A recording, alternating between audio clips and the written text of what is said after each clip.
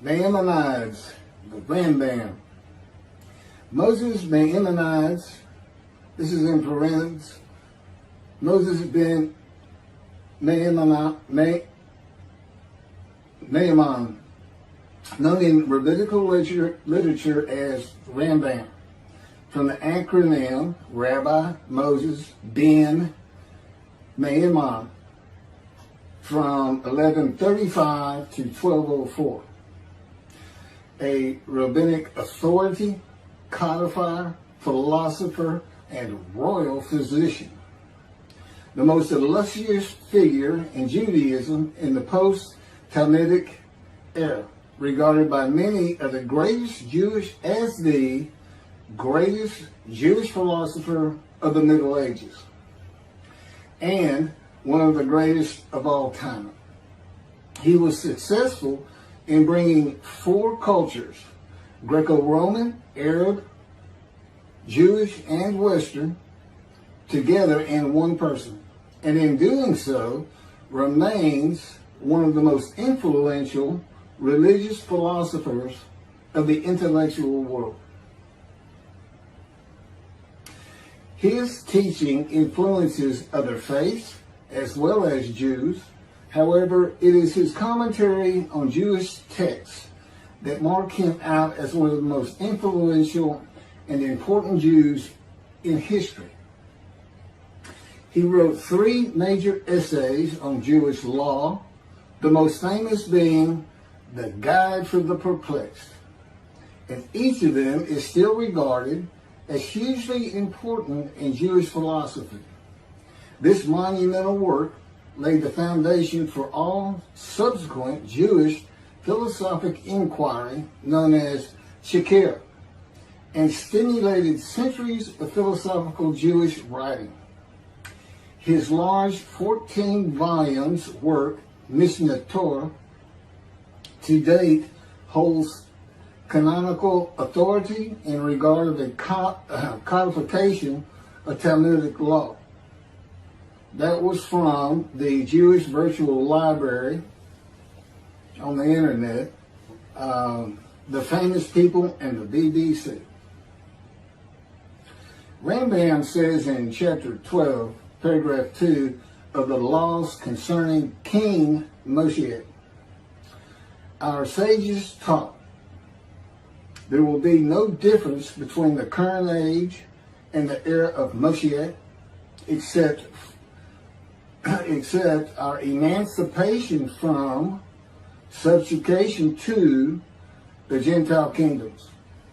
The simple meaning of the words of the prophets appears to imply that the war of Gog and Magog will take place at the beginning of the Messianic age.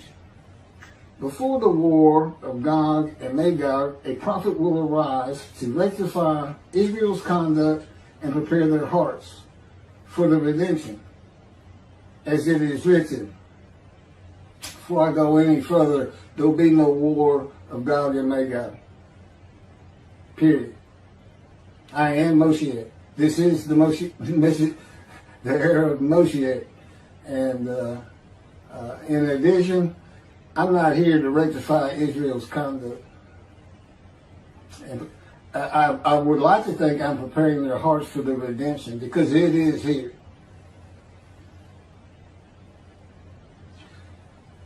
This is from Malachi chapter 3, verse 23. Behold, I am sending you Eliyahu, which is Elijah, before the advent of the great and awesome day of God. He will not come in order to declare the pure impure, nor to declare the impure pure. Nor will he come in order to disqualify the lineage of those presumed to be of flawless descent, nor to validate lineage which is presumed to be blemished. And I agree. Rather, he will come in order to establish peace in the world. As the above prophecy continues, Malachi 3, verse 24, He will bring back the hearts of the fathers to the children. And that is incorrect. I don't come here to bring peace or have the world come to peace or to establish peace in the world. No one can do that. Humanity will never be at peace. It's just not what man is. It's not how things have ever worked. Elijah does not come to establish peace in the world. And again, God dictated this to me. I didn't come up with all this on my own.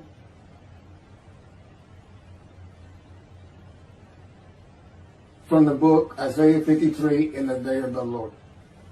Elijah does not come to establish peace in the world, but to make the many righteous by his knowledge in reconciling the sons to the Father and the fathers to the sons of the family members, one to another, of the Jewish people by having them be mindful of the teachings God gave Moses at Oreb and to the practice of Judaism. Okay, be mindful. That's an amendment to the first, the covenant between God and the Israelites given by Moses. It's just an amendment because they had to have strict compliance with 100% of the Israelites agreeing to it, that they would all abide by it. Today he's saying be mindful, and he's also saying it doesn't have to be 100% of the people, those who heed and revere and esteem his name. And he knows it's not going to be all of the Jews, notwithstanding the fact he has forgiven their sins and remembers their iniquities no more. And to be a messenger of the new covenant with sin forgiveness. That's why it's new. There's an amendment to it, and in addition to it is sin forgiveness. That's the only difference. I will be your God and you will be my people. That's the covenant. And it's never changed. It's never gone away. It's new only in the sense that there's been an amendment to it, and in addition to it, and it's a ratification and confirmation of the covenant at Mount Sinai, or Rambam and the sages say in chapter 12, paragraph 3 of the laws concerning King Moshiach, God makes it real clear. He calls Moshiach, my servant David, a shepherd. He's a teacher. There's been no rabbinic kingdom dynasty that Rambam thinks is coming. And that's all you have. Now there is a slight reference to king and prince throughout the covenant of friendship. That just means leader in this context. He's a ruler amongst the people, not a ruler over the people. This is just Rambam's rendition of what a rabbinic kingdom would be, but it's not in the Hebrew Bible. During the era of the King Moshiach, once his kingdom has been established and all of Israel has gathered around him, the entire nation's line of descent will be established on the basis of his words, through the prophetic spirit which will rest upon him. In the Middle Ages and in antiquity, they believed in prophetic spirits. This will not happen. I do not have a prophetic spirit. The Spirit of God alighted upon me, but he's a person that he helps me. He'll tell me things and teach me things. But there's no such, by and large, nobody believes in that kind of thing anymore. That somebody can just prophesy. God prophesied. He has absolute knowledge of humanity from Adam on to the ends of the earth. Okay, now he can tell a man, write this down, or go tell the people this. But this just comes from him by knowledge. No man gets a spirit upon him and all of a sudden he can prophesy.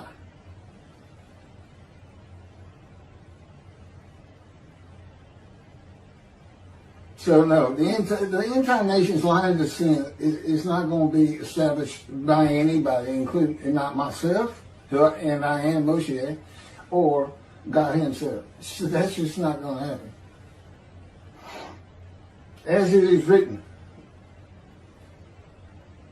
he shall sit as a refiner and purifier. He will purify the lineage of the Levites first, stating that this one is a priest of defined lineage, and this one is a Levite, a defined lineage.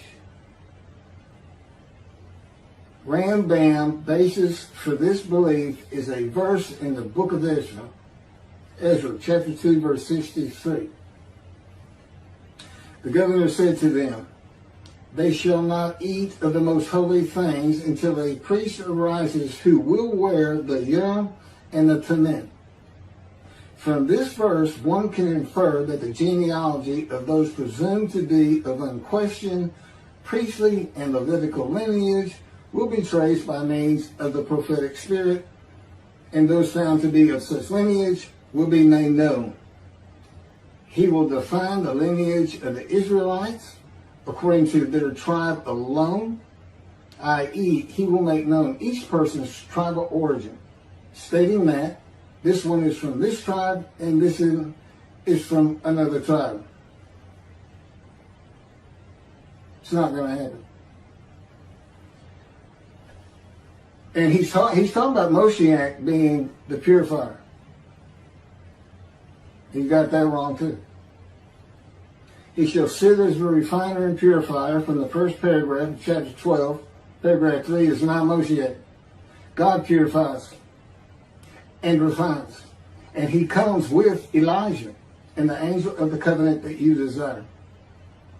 Rambam says the prophetic spirit will rest upon the anointed one.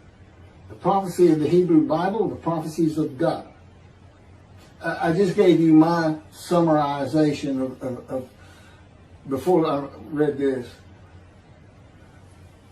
of what I'm about to reread. The difference is, this sounds better, and this is what God dictated.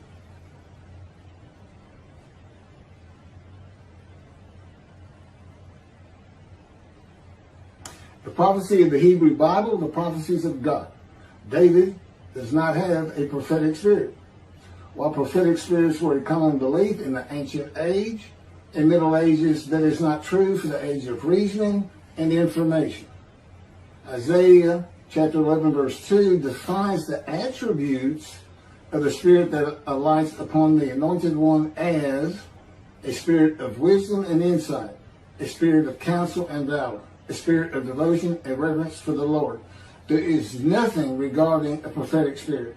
And even that, it's just what the Spirit of God lit upon me, and he has all these attributes, and they teach me, and they tell me as I speak to people how to do and how to be. But a spirit didn't just alight upon me in and of itself. And within God's spirit is God himself, his very presence, his mind. You know, it's a hard concept because Judaism's never taught it, but it's in Ezekiel. I don't recall the chapter and verse, but God told Ezekiel, get up upon your feet. Ezekiel says, at that very moment, a spirit entered into me, and I could hear God's words. Couldn't hear God's words until the spirit entered into him. Why? They had to be inside you. They had to be inside you. It's speaking to your mind. God doesn't have a mouth, a tongue. You know, he can, within me, he can make me sense, perceive that this is where his presence is. And that is where the words are coming from. As though to my ear, even though it doesn't really seem like my ear, but it does seem like it's coming from over here, or over here, wherever he wants to do it. Spirit enters into you, and God is in his spirit. And this is Malachi chapter 3, verse 2 through 5. But who can endure the day of his coming? And who can hold out when he appears? for he is like a smelter's fire and like fuller's lye. He shall act like a smelter and purger of silver, and he shall purify the descendants of Levi and refine them like gold and silver, so they shall present offerings in righteousness. Then the offerings of Judah and Jerusalem shall be pleasing to the Lord, as in the days of yore, and in the years of old. But first I will step forward to contend against you, and I will act as a relentless accuser against those who have no fear of me. This is God, and not David or Elijah. It's God. And what does he say? I will act as a relentless accuser. He says when Moshiach is here, his servant David is here, he says, I'm going to have a reckoning and dismiss the shepherds of the flock, the rabbis. I'm going to have a reckoning and not dismiss them, primarily for teaching this Messianic Era. Secondly, for ignoring his prophet. That would be me, shunned, despised, and held of no account. That's how they've been treating me for years now. God's been with me 13 years to prepare me for this, and that's how they treated me.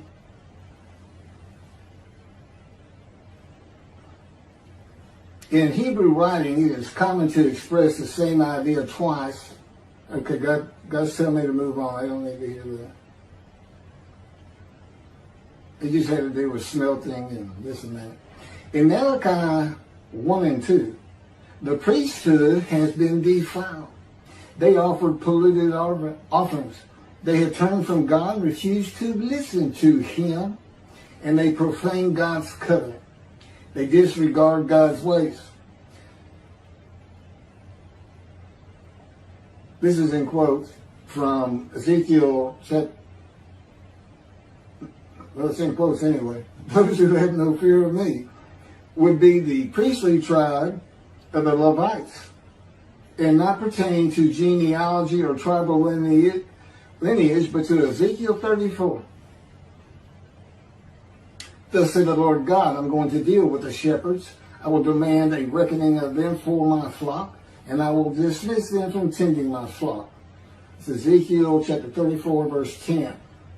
Then I will appoint a single shepherd over them to tend them, my servant David. Again, that's Moshiach. He shall tend them. He shall be a shepherd to them. Not a king. I, the Lord, will be their God. My servant David shall be a ruler among them. I, the Lord, have spoken, and I will grant them a covenant of friendship. Malachi chapter 3, verse 3 says that he shall purify the descendants of Levi and refine them like gold or silver, so that they shall present offerings in righteousness.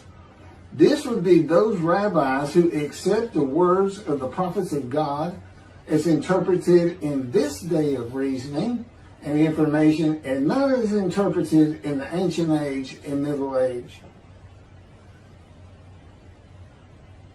If you want to be purified, if you want to get out from under the dismissal, you're going to have to learn everything God dictated to me in Isaiah 53 in the day of the Lord, and the second book, the life of God's righteous servant of Isaiah 53, which is my life.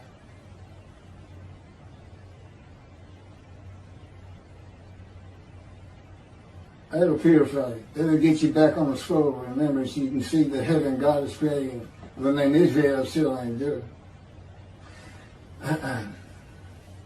The era of redemption, restoration, and exaltation versus the day of the Lord, as found in the book. Rambam and the sages interpreted it as a prophecy that Moshiach, with a prophetic spirit, will determine the lineage of the priests and Levites from a verse in the book of Israel. I've covered this.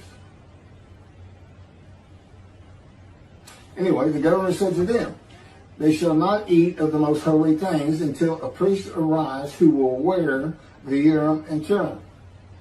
This has nothing to do with genealogy of Levites today or purification and refining, or a prophetic spirit on Moshiach. This is not a prophecy of a high priest arising. And it is not Moshiach, but an answer to those that could not prove they were Levites when the verse is put into its proper context. This is Ezra chapter 2, verses 61 through 63. Of the sons of the priests, the sons of Habiah, the sons of Hakuz, the sons of Barzillai, who had married a daughter of Barzillai and had taken his name.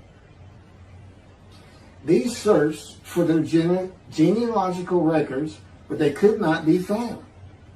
So they were disqualified for the priesthood.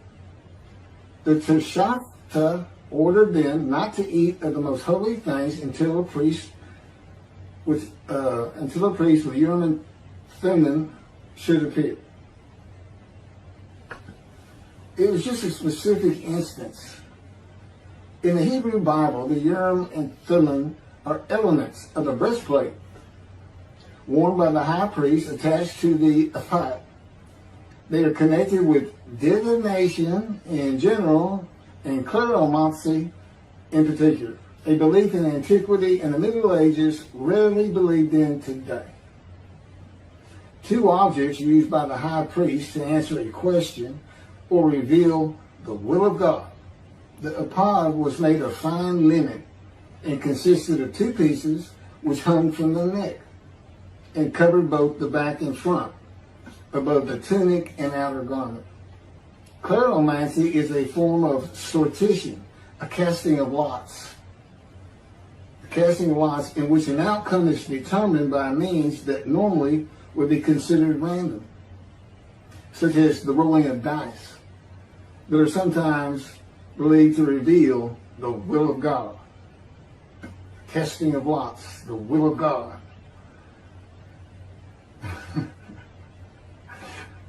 This is not believed in today. Ezra is not a book of the prophets. Teshachta was not a prophet and did not speak the words of God. Few people believe in divination and cleromancy today, matters and things of the Hebrew Bible written for an era gone by.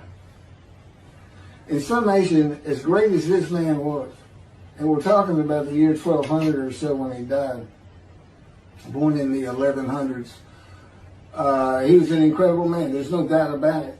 But he didn't have the science, the medicine, the knowledge, the information, the ability to get information that we have today. It's a different time. We just don't believe in some of these things they believed in. You can't just say or say, just say. Now, Rambam also, I can't believe it's not in here. He said Moshiach is going to perfect the world, and the entire world was going to speak Hebrew. Okay? And he gets that from Zephaniah chapter 9, verse 10. God says, and I think most people have heard this phrase, they shall be a people of a pure speech. He takes that to be the people of the world.